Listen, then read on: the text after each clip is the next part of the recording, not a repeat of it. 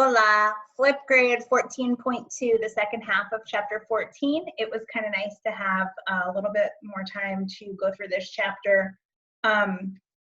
For the second half of chapter 14, we're going to revisit two concepts we've already learned in this course, but take a new spin on it. So should be super quick. There's only one thing to go over in this video.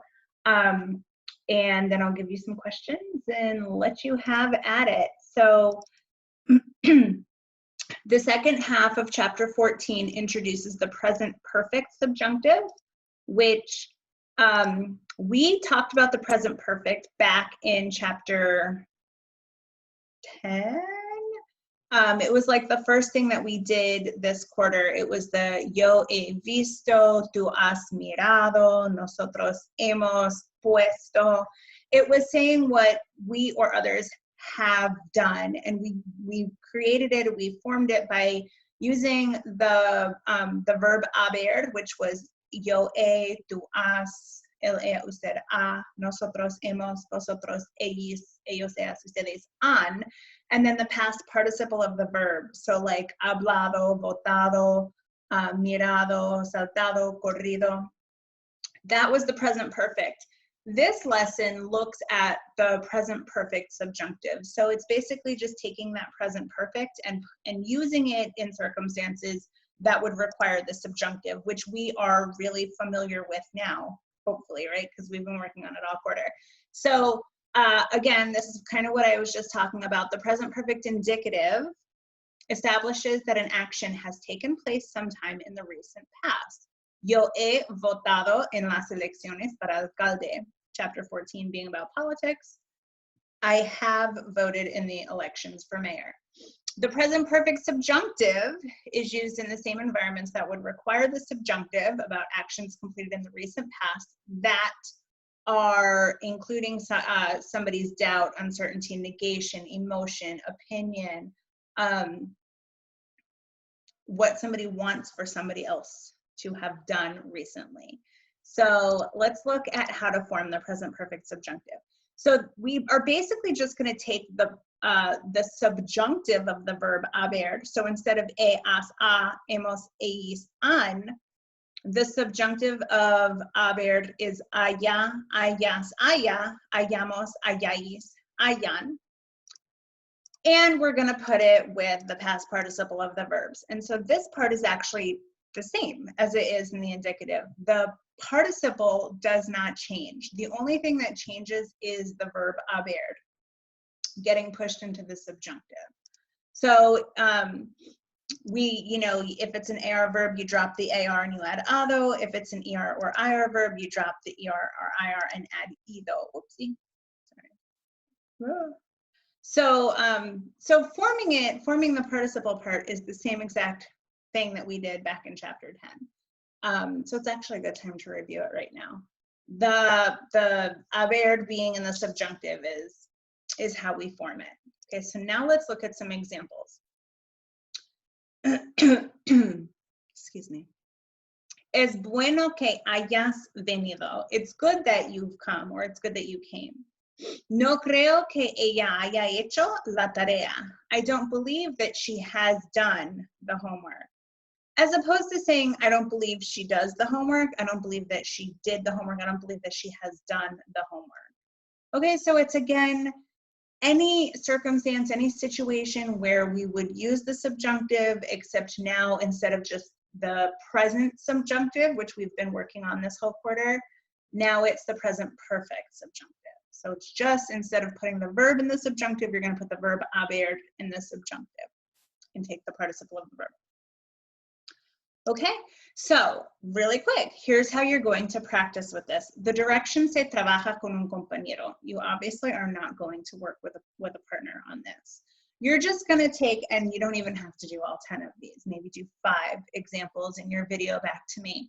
And you can pick one of these sentence starters given here, like underneath where it says modelo. It says no creo que, es imposible que, dudo que, es dudoso que, es improbable, no niego, estoy segura es. Okay, so the ones on the left, let me cover this real quickly because I don't want anybody to be confused when you make your video back. We've been talking a lot about how the subjunctive is required in circumstances where there's doubt, uncertainty, also volition, hope, desire, preferences, suggestions. But in this particular example, the sentence starters on the left with no creo que, es imposible, dudo, es dudoso, es improbable. Those are all expressing some elements of doubt.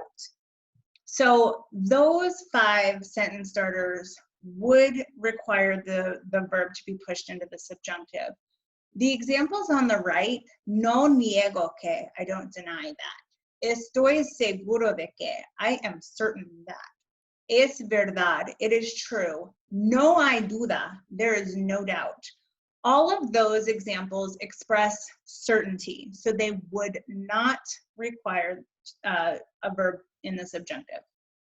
Okay, so you can read some of these sentences, and then you can tell me if it's a believable statement. It's kind of like you need to decide if I'm lying or not. Like the modelo, it says, yo he hablado con el presidente de los Estados Unidos. Well, you can decide, does that seem probable or improbable? If you want to doubt it, you're going to say, es dudoso que, it's doubtful that, and then you're going to follow it with the present perfect subjunctive. Es dudoso que hayas hablado con el presidente de los Estados Unidos. That's doubtful, right?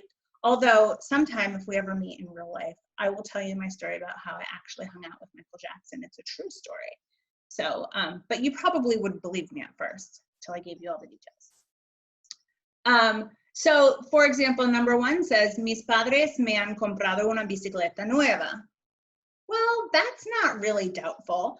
So you could say, no hay duda que tus padres te han comprado una bicicleta nueva.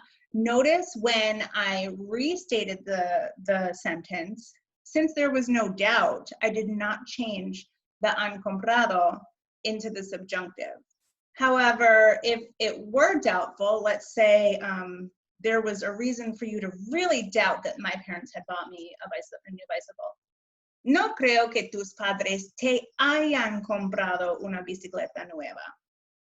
Okay, and so some of these statements here are more believable than others, and that's kind of that's the purpose of this activity, is for you to read the sentence, decide, does that seem believable? Is that a likely statement?